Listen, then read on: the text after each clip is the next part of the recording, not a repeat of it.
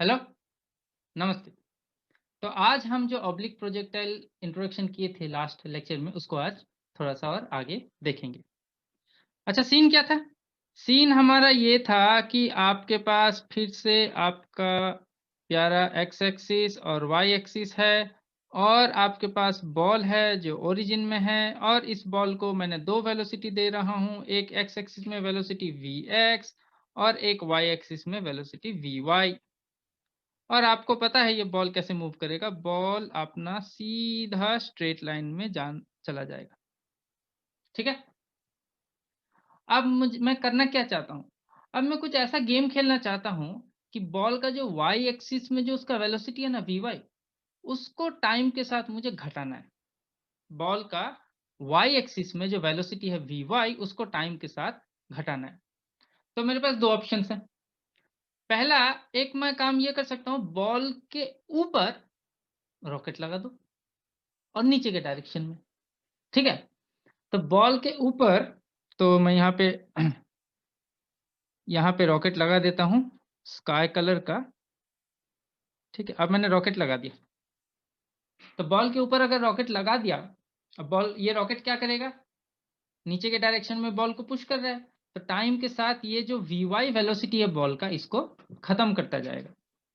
तो बॉल का जो पाथ होगा, पता है कैसे होगा? कुछ इस प्रकार का होगा, स्ट्रेट लाइन नहीं होगा। ऐसे जाएगा और फिर यहाँ से ऐसे कर्व होता हुआ जाएगा। इसको मैं बोल्ड कर देता हूँ। तो ऐसे जाएगा और यहाँ पे ऐसे कर्व होता जाएगा, ठीक है? यही चीज़ मैं बिना रॉकेट का भी कर सकता हूँ। आप बोलोगे कैसे? रॉकेट को भूल जाओ, ग्रेविटी दे दो। ग्रेविटी क्या करेगा? रॉकेट की तरह वो भी नीचे के डायरेक्शन में जो वी का वेलोसिटी है, उसको घटाते जाएगा क्योंकि रॉकेट भी नीचे के डायरेक्शन में है, जी भी तुम्हारा नीचे के डायरेक्शन में है, तुम्हारा जो वी है वो बेचारा ऊपर की तरफ जाना चाहता है, ये दोनों उसको टाइम के साथ स्लो डाउन करते जाएँगे। एक एनिमेशन देख लेते हैं। पहला वाला आप रॉकेट देख रहे हो, जो बॉल के ऊपर लगा हुआ है। देखो, पाथ देखो। अब रॉकेट को हटाओ, ग्रेविटी लगा दो। अब देखो पाथ, ग्रेविटी है, एक्स वाई एक्सिस में वेलोसिटी है। देखो क्या कैसे जा रहा है? ये आपका सीधा ऑब्लिक प्रोजेक्टाइल आपका जो है वैसा वाला मोशन हो रहा है, ठीक है?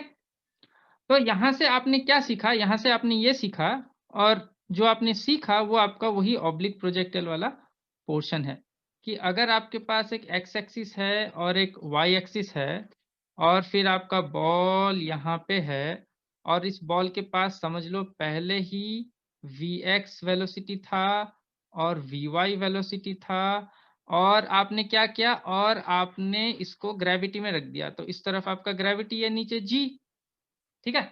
तो ये क्या करेगा जी एज़ यूजुअल वी को टाइम के साथ घटाते जाएगा और अच्छा पाथ क्या था? पाथ कुछ ऐसे होगा, फिर एक मैक्सिमम हाइट रीच करेगा। अब ये मैक्सिमम हाइट क्यों रीच करेगा इसके बारे में मैं बताऊँगा और फिर ये नीचे ऐसे गिर जाएगा।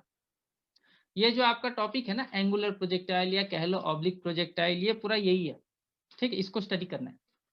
तो इसमें थोड़ा-सा कॉम्प्लिकेटेड है, तो इसको ना 2 भागों में बाँट देंगे। तो पहले भाग में हम क्या करेंगे कि सबसे बढ़िया रहेगा अगर हमने ये जो उसका रेड कलर का पाथ निकला है ना, ठीक है?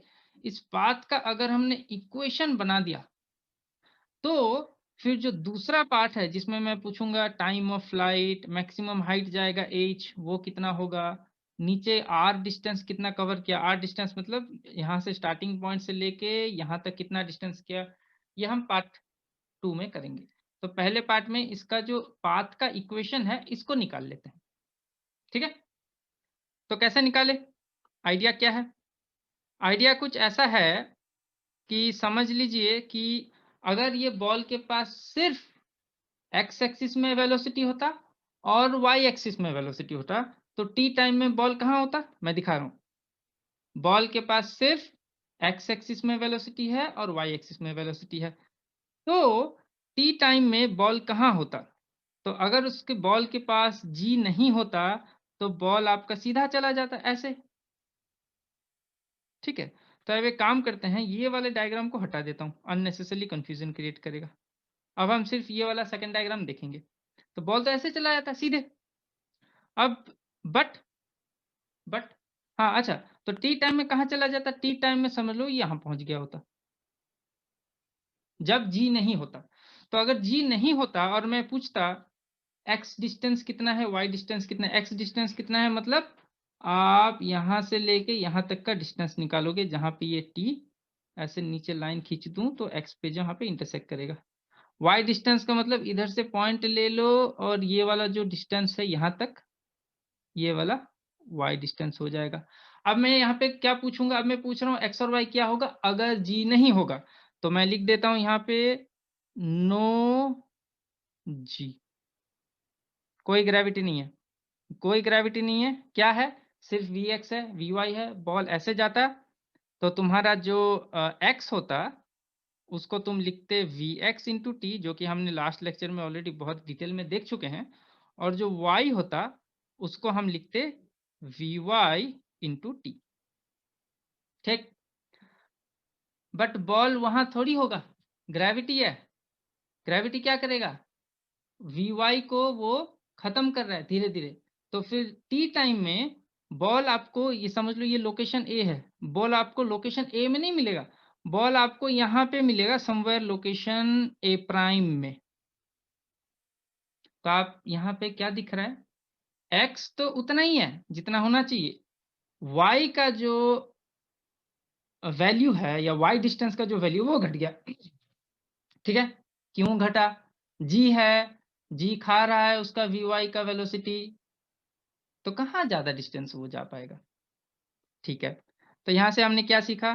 तो अगर जी है तो यहाँ पे लिखता हूं विथ जी। तो विथ जी में क्या क्या इक्वेशन आएंगे? आपका एक्स का कोई टेंशन नहीं है, एक्स एक्सिस में जो वी एक्स है उसको कोई डिस्टर्ब नहीं कर रहा है, तो टी टाइम में X is equal to V T लिखोगे। अगर जी नहीं होता तो y इज इक्वल टू तुम आराम से लिखते वी वाई इंटू टी।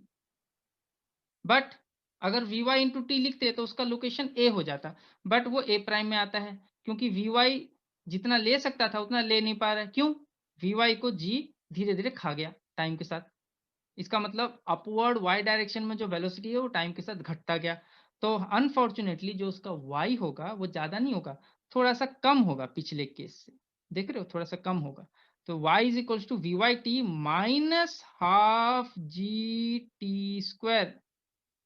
ये जी खा गया कुछ डिस्टेंस, माइनस का मतलब क्या है? गया, जो आपके पास ज्यादा था माइनस कर दिया, मतलब ज्यादा में से कुछ चला गया और आपके पास कम है। अच्छा, एक्स और वाई तो मिल गया आपको, और मैंने आपको कहा था इक्वेशन ऑफ पाथ या ट्रेजेक्टरी निकालने के लिए क्या चाहिए? एक्स और वाई को रिलेट करना है और एक ऐसा फॉर्मूला बनाना है जिसमें बस y is equals to function of x दिखे। इतना आ गया आपके पास, आप खुश हो जाओ। तो फिर क्या करें? इन दो इक्वेशन को ध्यान दो, और मैंने आपको क्या बोला था क्या करना है? टाइम को हटाना है। तो पहले इक्वेशन से, तो पहले वाले इक्वेशन से टाइम अगर मैं हटाना चाहता हूं तो t को पहले मैं लिख दूंगा ये x by V of X होगा। अब इसको मैं सेकंड इक्वेशन में डाल दूंगा, तो y का इक्वेशन क्या होगा? y इज इक्वल्स टू, ये आपका बन जाएगा V Y divided by V X. अच्छा, V Y divided by V X तो कॉन्स्टेंट है, ठीक है, इंटू जी इंटू एक्स। ठीक है, ये एक्स होगा, चलो अच्छे से लिख देते हैं। तो ये आपका इंटू एक्स माइनस हाफ जी, अच्छा टी स्क्वायर है, तो इसको मैं और भी अच्छे से लिख सकता हूँ। एक काम करता हूँ, इसको मैं ऐसे लिखता हूँ G divided by V of X का स्क्वायर। अब G divided by V of X का स्क्वायर भी कांस्टेंट है, हाफ भी कांस्टेंट है, क्या बचा उस तरफ? एक्स का स्क्वायर। यही यही यही जो इक्वेशन आपको यहाँ पे दिख रहा है, यही है आपका इक्वेशन ऑफ द पाथ। जो रेड कलर का पाथ है ना, कुछ ऐसा है और ऐसे डाउन जा रहा है, यही है उसका। ठीक है, अब आप बोलोगे सर ऑब्लिक प्रोजेक्टाइल में हमने तो देखा था साइन थीटा कॉस थीटा आता था, वो कहाँ गया? साइन थीटा कॉस थीटा का क्या चक्कर है, हमारे बुक में तो V of X V O Y नहीं दे रखा है, साइन थीटा कॉस थीटा और ये सब चीजें दे रखा है। ठीक है, इसका जो चक्कर है वो नेक्स्ट लेक्चर में देखेंगे। तो अभी आप एटलीस्ट इस सीन के लिए इक्वेशन ऑफ ट्रैजेक्टरी, ये जो रेड कलर का ऐसे कर्व जहां पे बॉल गया वो तो समझ में आ गया। अब जो नेक्स्ट पार्ट में थोड़ा सा इसको और देखेंगे। ठीक है, चलो खत्म करते हैं।